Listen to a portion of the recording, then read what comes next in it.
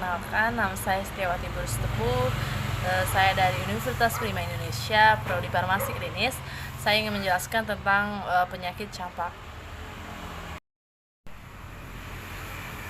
Apa itu campak atau mordelia?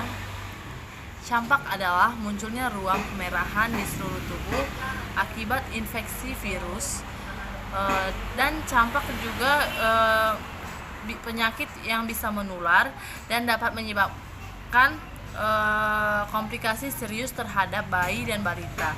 Jadi campak itu juga bisa menular, bukan hanya penyakit yang biasa, tapi juga bisa menular untuk anak-anak dan balita. Apa aja sih penyebab campak? Itu pertama, penyebab campak adalah measles virus MF, genus virus Morbilla atau famili Paramaxcoviridae. Virus ini juga tidak aktif bila terkena sinar matahari, pH asam, ether, dan terkena panas, dan tripsin, dan hanya bertahan kurang dari 2 jam di udara terbuka. Jadi di sini tripsin itu adalah Proteaceae dan superfamili klan, ditemukan dalam sistem pencernaan banyak vertebrata tempat ia menghidrolisis protein. Jadi tripsin itu kita temukan di dalam pencernaan, dan di situ banyak vertebrata dan dia menghidrolisis protein. Dan virus ini juga bisa masuk melalui saluran pernafasan, terutama bagian atas di saluran pernafasan kita, dan juga kemungkinan melalui kelenjar air mata. Jadi virus ini bisa masuk ke dalam saluran pernafasan kita dan kelenjar air mata. Gejala campak itu yang pertama demam, yang kedua lemas, yang ketiga pegal linu, yang keempat pilek, yang kelima hidung tersumbat, yang keenam batuk kering, dan yang ketujuh diare, dan yang terakhir itu muntah. Jadi jika ada tanda-tanda seperti ini kita terhadap bayi, kita harus mengecek dan memeriksanya ke dokter. Jadi tanda dan gejala campak itu biasanya masa inkubasinya tanpa gejala berlangsung sampai 10-12 hari. Biasanya itu dia berlangsung 2-5 hari itu gejalanya.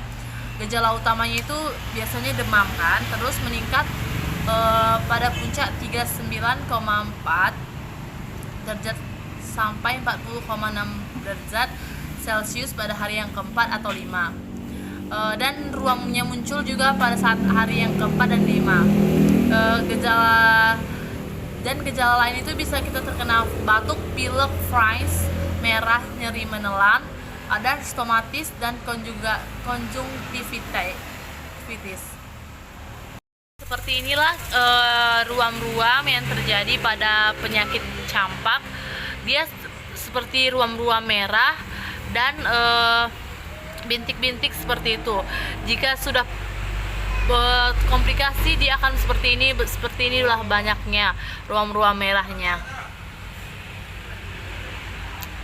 Di tangan, semua di seluruh tubuh bisa terkena. Apa sih epidemiologi campak? Campak paling banyak terjadi pada usia balita. Anak usia 2 tahun itu bersekitar 20,3%, bayi itu 17,6%, kemudian anak usia 1 tahun 15,2%, dan anak usia 3 tahun 12,3%, dan anak usia 4 tahun 8,2%. Jadi siklus anak balita itu paling sering terkena penyakit campak. Jadi manifestasi klinik campak itu terbagi menjadi 3 bagian. Yang pertama stadium katedral atau pradomal. Jadi stadium katedral dan pradomal ini biasanya berlangsung 4-5 hari, ditandai dengan panas, lesu, batuk-batuk, dan matanya kemerahan. Dan pada akhir stadium itu kadang-kadang timbul bercak Koplik atau Koplik spot pada mukosa pipi atau daerah mulut. Jadi di sini akan terdapat bercak-bercak Koplik spot. Tetapi gejala khas ini tidak selalu dijumpai. Dan yang kedua itu stadium erupsi. Stadium erupsi itu dapat terjadi ketika batuk pilek bertambah, suhu badan meningkat oleh karena panas tinggi. Kadang-kadang anak bisa kejang-kejang, disusul timbulnya ras atau bercak merah spesifik, timbulnya setelah 3-7 hari demam. Dan yang ketiga itu ada stadium konvalensi atau penyembuhan. Jadi jika kita sudah sembuh itu meninggalkan bekas kecoklatan di dalam tubuh yang disebut hyperpigmentation. Jadi jika kita sudah sembuh dari penyakit campak itu, dia akan bercak kecoklatan, tetapi lama-kelamaan akan hilang sendiri. Panas badan menurun sampai normal bila tidak terjadi komplikasi. Apa sih etiologi dari penyakit campak? Jadi etiologinya itu morbillivirus dan famili Paramaxoviridea yang merupakan virus single strand di RNA. Di dalam virus itu terdapat nucleocapsid yang bulat lonjong, terdiri dari bagian protein yang mengelilingi asam nukleat atau RNA. Jadi selubung luarnya itu merupakan suatu protein yang bersifat hemaglutinin. Campak tanpa komplikasi. Yang pertama itu kita hindari penularan, tirah baring di tempat tidur. Kita juga mengkonsumsi vitamin A 100 IU. Apabila disertai malnutrisi, dilanjutkan dengan 1.500 IU tiap hari. Yang kedua, diet makan cukup cairan. Jadi kita harus diet makan dan cukup cairannya, kalori yang memadai, dan jenis makanan disesuaikan dengan tingkat kesadaran pasien, dan ada tidaknya komplikasi. Jadi kita juga harus mematuhi, kita juga harus menjaga pola makan kita agar terhindar dari campak. Campak dengan komplikasi juga ada. Yang pertama itu esfalopati atau esfalatis, dan yang kedua itu bronkopneumonia. Yang ketiga enteritis atau bisa juga disebut koreksi dehidrasi sesuai derajat dehidrasinya. Jadi kita juga harus menyesuaikan derajat dehidrasi.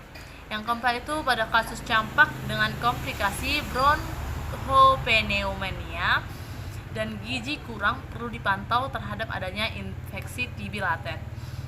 Yang kelima, pantau keadaan gizi untuk gizi kurang atau buruk. Jadi kita harus juga di sini juga kita harus memantau keadaan gizi kita dan apakah kita kena gizi buruk atau kita kekurangan gizi. Jadi kita harus memantaunya. Penata laksanaan pada penyakit campak ini yaitu kita harus memperhatikan indikasi pemberian obat sedatif, antipiretik untuk mengatasi demam tinggi. Kita juga harus istirahat di tempat tidur dan pemasukan cairan yang adekuat.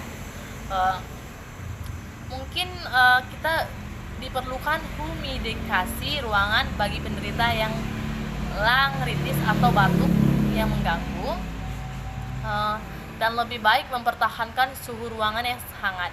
Jadi kita di sini disarankan untuk memperhatikan suhu ruangan kita, dan kita juga mungkin harus diperlukan jika ada yang batuk, kita harus berbeda dari yang batuk itu tersebut. Penata laksanaan terapeutik itu yang pertama, kita harus meminum pemberian vitamin A. Kita juga harus memberikan vitamin A, istirahat dengan berbaring selama suhu tubuh kita meningkat. Jadi selama suhu tubuh kita meningkat, kita disarankan untuk beristirahat dengan pemberian antipiretik. Yang ketiga itu pemberian antibiotik pada anak-anak yang berisiko tinggi. Jadi di sini kita juga harus meminum antibiotik untuk anak-anak yang memang suhunya beresiko tinggi lah tentang penyakit campak ini. Dan yang keempat itu pemberian obat batuk dan sedatifum. Jadi kita juga disuruh meminum obat batuk. Adapun saran dari saya, kita juga harus selalu menjaga kebersihan diri kita sendiri dan lingkungan sekitar kita. Jika diri kita dan lingkungan kita bersih, maka secara otomatis mikroorganisme penyebab penyakit akan sukar menyerang. Jadi tetap jaga kebersihan kita dan kita tetap menjaga, karena hidup sehat itu adalah ibadah kita sendiri. Terima kasih, sekian dari saya. Jika ada kesalahan kata atau jika ada kesalahan penjelasan, saya mohon maaf sebesar-besarnya. Terima kasih, bye.